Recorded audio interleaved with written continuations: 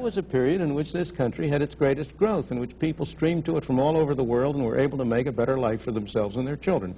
If you take the automobile industry in particular, since Henry Ford really revolutionized it, it transformed the nature of life in this country. The automobiles improved tremendously. They came down in cost relative to other goods. The effect of the kind of regulations you now have has been to make automobiles not more safe, but less safe. Why? Because by making them more expensive, they make it pay to keep an old car on the road longer. The average age of cars on the road has gone up, and old cars are less safe than new cars.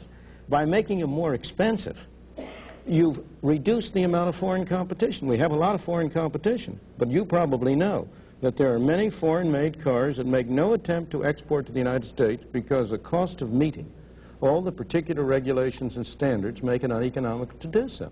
Well, they certainly haven't discouraged enough to make Detroit happy. Of course, but I don't want to make Detroit happy. That's not my aim. I want to make the citizen happy. I want to make the customer happy.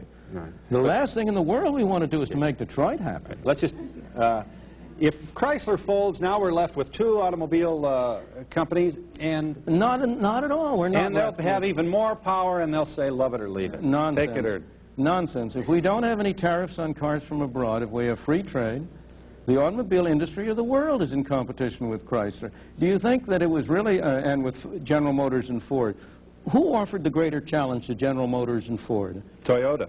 Toyota and Volkswagen. So where's this nonsense about there'll be only two car companies? Yeah, but I have no objection to there being 100 car companies if the market stands it. But I don't believe you ought to artificially prop up a third company in order to say we got three companies.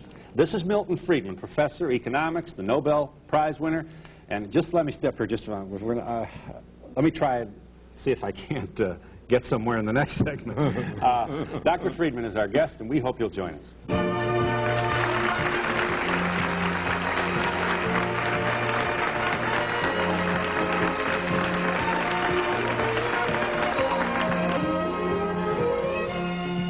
Let's just review for a second, because I don't want to bore you to death here, but this is really, I am fascinated by the dialogue, and just to characterize Dr. Friedman's position, which I should let him do.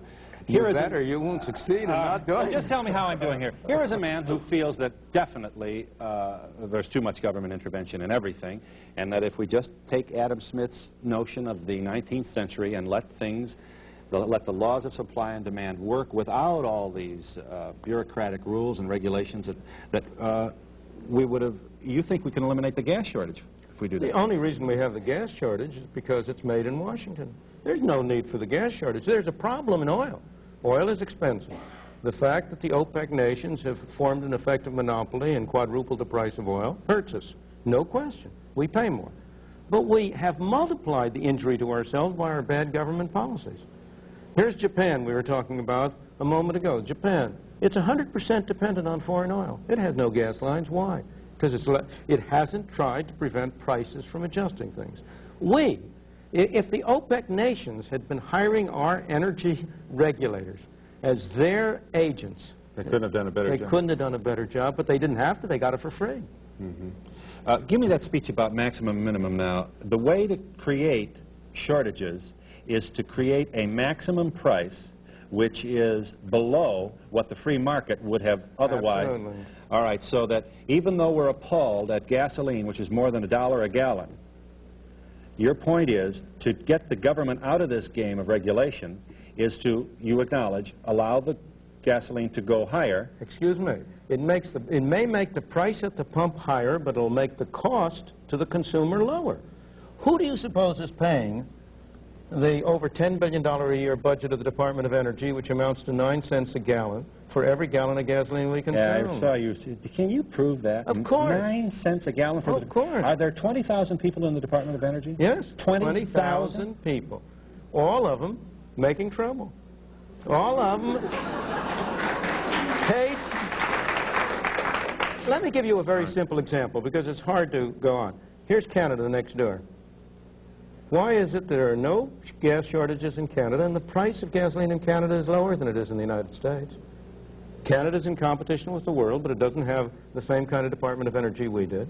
If we had no price controls, you have to ask where you start. If right now the only thing you did was to eliminate the price controls, the price of gasoline at the pump would go up. Right. If simultaneously you also decontrolled crude oil and eliminated the regulation over the oil industry in this country, the price of oil would go down, because you would unleash the productive potential of the American oil industry. Explain to me why it makes sense to propose that we produce synthetic fuels at costs estimated up to $40 a barrel, while we will let people who pump oil out of the American land, oil well, some of them can only get less than $6 a barrel for their oil. Others can only get $14 a barrel, but we're going to spend the taxpayers' money to produce $40 a barrel oil. Is that sensible? You're saying that they get that because of regulation? That's all they get because of regulation? Yes, the regulation, the Right. limit on the price fixing, the limit on the price which they may receive for oil. Now, where do you suppose the difference between that price and the world price goes to? Okay, let me just, how do you speak to this nightmare? Let's do your thing. You're a czar. We'll make you a czar. And you're going to say, look, the free enterprise system is going to work. I'm not crazy about the OPEC monopoly either, but this is the facts of life. It's the geography, and it's the way we got to play this game. And let's let it happen as it happens. $3 a gallon. Now, we have truckers shooting each other right now because of their frustration out of their inability to pay their... Excuse me. The only reason they're shooting each other is because the government won't let them be free to set their prices. You have the ICC, the Interstate Commerce Commission, in turn fixes their prices. The Interstate Commerce Commission, in turn, decides who may and may not haul freight. Do you know that if you want to haul freight between certain places, you may have to buy the rights from a company that doesn't own any trucks? There are many people in this country who get income out of the accidental fact that they own ICC licenses to transport goods between point A and point B, which they don't use, but they rent out for others to use. The total cost, the total value of all of those rights, a purely artificial monopoly value that has no economic counterpart, is in the billions of dollars. So if you could simultaneously reduce the cost of trucking as well by simply abolishing the Interstate Commerce Commission. You want to do that too? Of course. Now we've got all... But now, wouldn't the result be chaos with trucks coming from all different directions and obviously... Obviously not. No. Why would the result be chaos? Trucks aren't going to come from all different directions and bump. Quite the opposite. I don't mean bump. I mean in the sense that... But I would say... I'm moving into the... aren't you troubled by multinationals and the size of companies? And that's not what Adam Smith meant. Adam Smith didn't mean for Exxon to have a 60 and 70% profit. If you had, first of all, of course I'm troubled by multinationals, in the sense that I would rather have a world in which there were a larger number of small companies. The question at issue is not that. The question is, what are your alternatives and how do you promote such a world?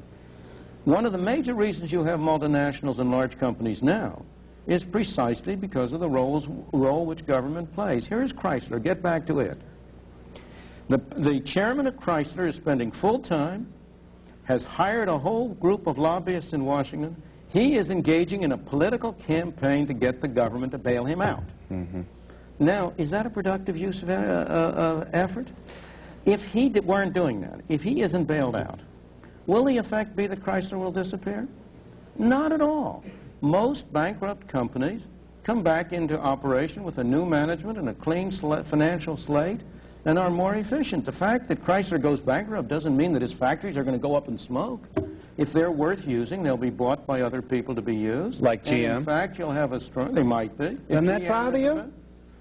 As compared with what? As compared to have the government own the factory and produce it? You know, can Sears buy Kmart too in your Of course. You think so? Sears has been one of the great protectors of the consumer all during its existence. As a matter of fact, you say, can Sears buy Kmart? The way Kmart has been growing, the question is going to be, can Kmart buy Sears? Yeah. All right, but that's an example. Now take that. In other words, you really want the Justice Department out of this too, huh? I mean, you don't have any problem at all with a The most effective antitrust measure you could take in this country would be complete free trade. And the biggies will eat up the little ones? That is not We've true. already seen the demise of them. Excuse me, that has never happened. There have been very careful studies made of what has happened to the concentration of industry in this country over the past 100 years. And except in those areas where government has stepped in, it is not true that the biggies have eaten up the smallies. In fact, it's often been the other way. And Kmart is a good example. It started from nothing. Sears was already a major conglomerate. And Sears has been losing ground and going downhill, and Kmart has been rising. All right, just one question